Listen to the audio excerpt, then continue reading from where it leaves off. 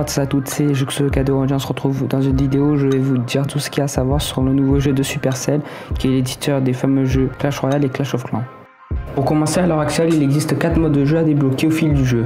Bounty est une sorte de match à mort par équipe à 3 contre 3. Le but est d'éliminer un maximum d'adversaires. Chaque kill rapporte une étoile. L'équipe en possédant le plus à la fin du timer remporte la partie.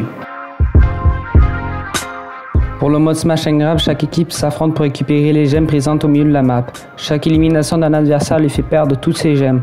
La première équipe qui arrive à garder 10 gemmes plus de 16 secondes remporte la manche.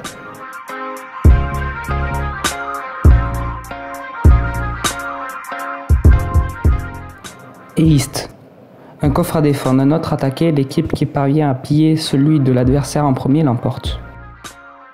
Showdown, un mode battle royal où 10 joueurs sont placés dans une arène qui est rétrécie au fil de la partie. Le but est d'être le dernier où on vit.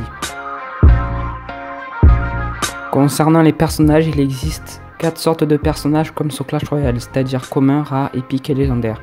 Les personnages en vert sont les personnages communs. Les personnages en bleu sont les personnages rares. Les personnages en rose sont les personnages épiques.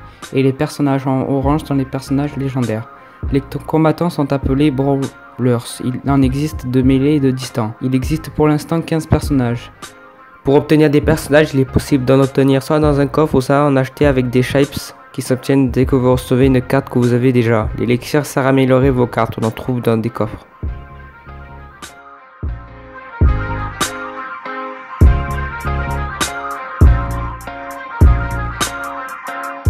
Sur Brawl Stars, chaque brawler a une compétence spéciale appelée Ultimate. Par exemple, un brawler qui libère un ours avec beaucoup de points de vie, ou encore un brawler qui fait spawner un canon, ou encore un brawler qui tire un gros coup, qui repousse ses ennemis, etc.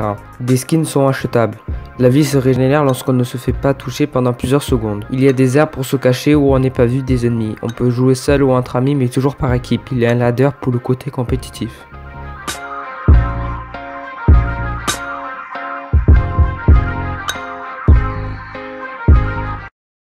Et voilà, c'est déjà la fin de cette vidéo, j'espère que ça vous aura plu. N'hésitez pas à liker, à partager cette vidéo avec vos amis et à ne pas oublier de vous abonner pour ne pas rater le prochain épisode. Allez, ciao.